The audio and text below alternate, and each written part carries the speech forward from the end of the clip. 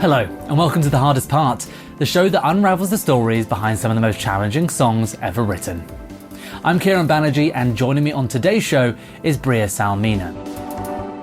When we were thinking about what we wanted to do for this podcast, I think we were trying to think of a song that felt hard in more of like a recording sense and writing sense, not necessarily hard in terms of its like content. And Closer to You felt like something that we kind of went over a lot in terms of the arrangement, melodies, composition, because it was kind of the first on the record that we were exploring the kind of sonic landscape that we figured out on Big Dog, but it took us a while through writing Closer to You. And that was like blending a lot of the electronic elements that we were working with kind of like an acoustic skeleton. So there was a lot of back and forth. This one, Duncan and I were writing remotely, so he was in Toronto and I was in LA.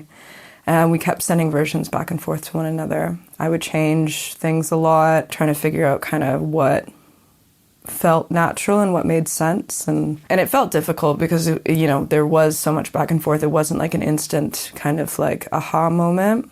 That came much later. So you had this acoustic skeleton you started, that you built on remotely between the two of you. How did you start to build the electronic elements onto that? How did that build look? To be honest, that's like all kind of Duncan's department. So like he would send it back with like certain types of drums or synths kind of like layered on top of it, and then I would go and like change the chord progression. So then everything would kind of have to switch over again. Yeah, exactly. Or I would decide to change the melody or something like that. So he just kind of kept adding things every time we were kind of sending it back and forth. And I think just that trial and error kind of dictated a lot of what he was doing on his end with synths and guitars, and because I just kept changing it on like an acoustic level. For you as a songwriter, were there any specific parts of the song that were particularly hard to finalize that really sort of like presented a real barrier? The chorus, I don't even know if there is necessarily a chorus on this song, but the phrase where I sang "Move Me Closer to You," we had like a lot of different kind of versions of how that was sung. I think that was kind of the hardest part to nail down, and I like to this day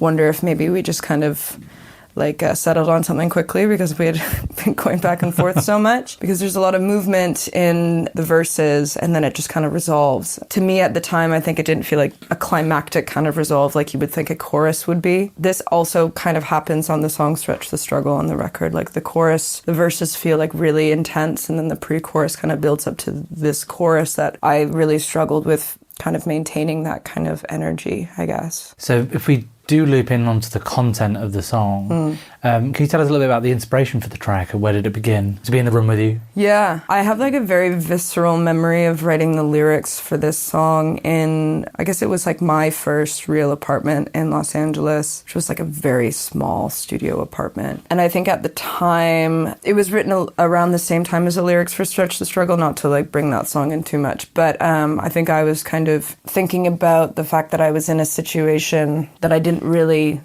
want to be in, but found myself in, and didn't really know how to like measure that within myself. And I think lyrically I was just kind of reflecting a lot on these kind of like various situations that were happening. There's a lot of like references to like conversations I was having with friends. It felt very much just like more of a stream of consciousness kind of practice with this one. And then in the, I guess, lyrics like "Move Me Closer to You," that was kind of, I think, a call to action to myself. And at the time I thought it was, I was thinking of it as somebody else. Like I needed to move myself closer to that person in order to like make sense, because that's what I felt like I needed to do. But it didn't feel genuine in the sense that it was about that person. And then later I realized it was kind of more about moving me closer to myself. So from Toronto, moved to LA. When did the move to LA happen in reference to the album and writing the song?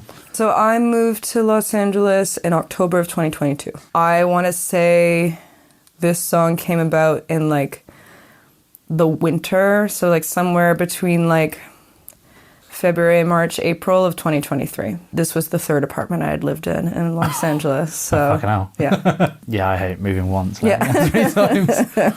Okay, now I might be just sort of stretching here a little bit, sure, but I always think that people's sort of creative being changes so much depending on the environment they're in. Of course. Los Angeles and Toronto are so different in so many ways.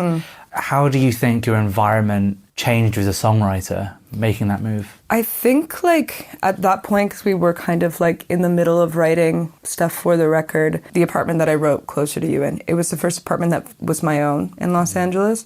So I had my own space, my things, whatever, my safety kind of spot to write in. That was completely different from when I was living in Toronto. I was living with Duncan and his partner, and that felt like a very like creative space to be in. And I think ultimately I was trying to not be like too influenced by the world of which LA is, and I think everybody kind of knows what that is in some ways. And at that point I was just taking in a lot of information, as you do. I think I was just like experiencing new things, living in a new place, meeting new people, and I was just kind of like a sponge and trying to take it all in. I was like saying yes to everything, when I probably should have said no to many things, but like, you know, you just, because you have to like, it's like this strange, I think as an artist, it's this strange form of like research that you have to do, the experience that you need like you don't even know that you need it, but subconsciously you need these kind of experiences to like inspire you in some way. And I think in Toronto, I had reached a point where I wasn't really necessarily having new experiences, and I wasn't taking in kind of like new things. I was also like living in Toronto during the pandemic and very much isolated in the apartment with Duncan and Jamie, which was great in a lot of ways, but it resulted in a lot of different kinds of songs, like Twilight, as an example, is like written during that period. Ultimately, like I was on my own. I didn't have Duncan like that accessible to me to kind of like work things off of, so it was a lot of kind of like starting very like raw and then sending things back and forth, and that's like even that process of working remotely kind of like altered and influenced things. For a learning curve as well, right? Exactly, yeah. I'm always super interested of how people collaborate with their creative partners, and I guess there's that added layer as well with Duncan, which is you live together as well. Yeah. What does Duncan bring to your creative process? I mean, there's like a huge sense of trust there, right? Like there's not many people that I feel comfortable like sending like raw voice memos to, you know, but him and I have known each other and been working together creatively for like essentially 15 years or more. So I think like when we were living together, I really need to write in private. Like I don't like the idea that other people could hear me. But with Duncan and Jamie, like that didn't matter as much because there is this level of trust. And I think he would like hear me writing things in my room, and he was just like taking stock. So when I would eventually show him things, he had already kind of like overheard it anyways. What Duncan and I have this like ability to do is like I can share an idea with him or like the skeleton of a song, and it can kind of inspire ideas within him. He's like extremely creative person, and most of the time we match in terms of whatever he adds to it. I'm for the most part like very curious and excited about, and he really like pushes me and challenges me to like step outside my comfort and rewrite things. There's been certain songs that I like want to abandon altogether, but he feels really passionate about them, so then in a way I'm forced to revisit. How do you as a songwriter move through creative blocks? I honestly just kind of let them happen. I write a lot, but I'm very aware that there's like periods of time where I'm not going to be able to be like writing songs in the same way. Like I write constantly, but I allow kind of like, I think creative blocks are important because I think it's like some sort of way the universe or your body even is telling you that it's like it's not a time for you right now to be writing, or like you're just not ready. I think when I was younger, they used to happen a lot more, and that was also just me like enjoying being distracted and, you know, doing other things.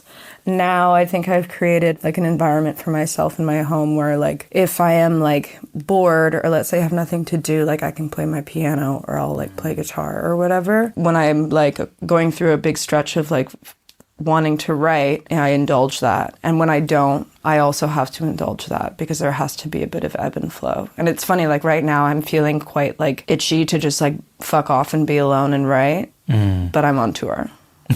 Yeah. You know, it's like, it's not never going to be like a perfect situation. I don't think I've ever had that answer before, and most people are always like, oh, this is how I move through a creative block, or this is how I, put them to one side, as opposed to actually like embrace them and give yourself that time to breathe. Yeah, I mean, I also feel like I've been lucky. I haven't had like a really severe creative block in a while. That hasn't happened in a long time. But yeah, I just like when it's not time to write, I just don't write. I don't want to like force myself to do anything, or because I'm just gonna like write bad stuff or stuff that doesn't make me feel good in my body. Yeah. So I just have to like listen to that. I always finish all these interviews with the same question, and it comes from a place of new album by a band I really like. Everyone's saying it's really good.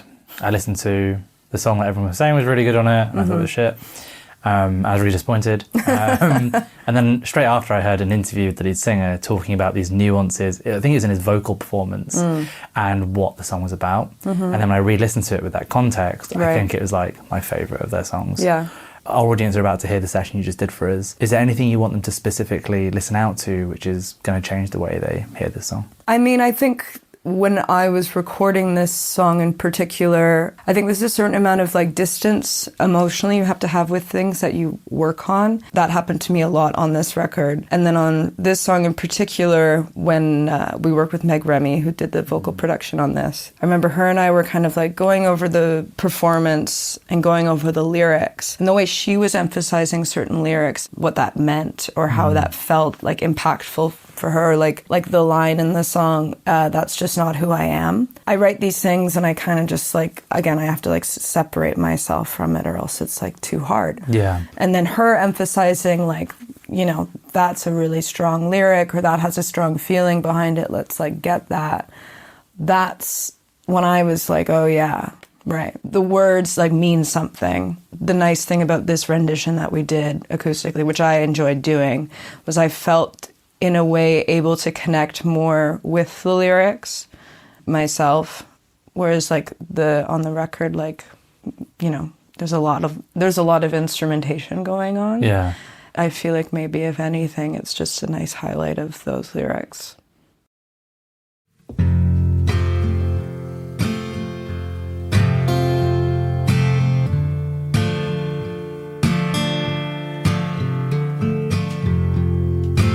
Space in my heart, there's a place in my bed.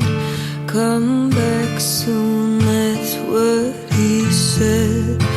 Thick as thieves, I learned how to be a tease. Love me tender or just leave. Who's gonna stop me? Faith by proxy, move me closer and closer to you.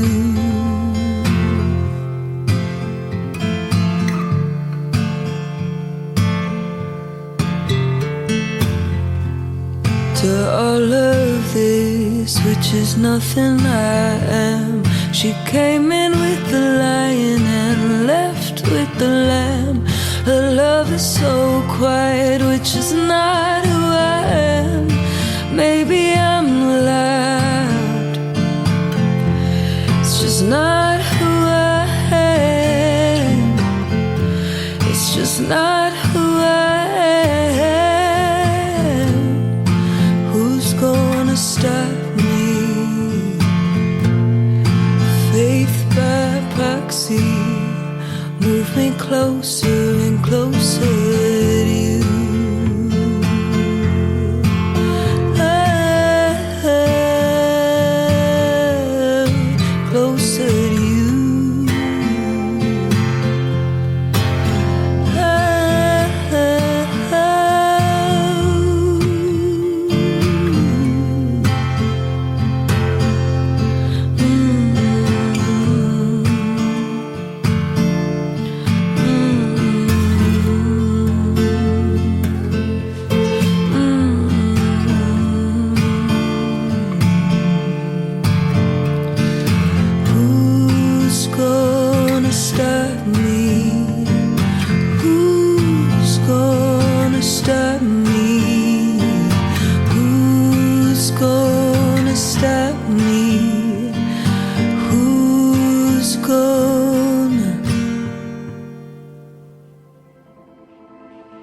Thanks for tuning in to The Hardest Part.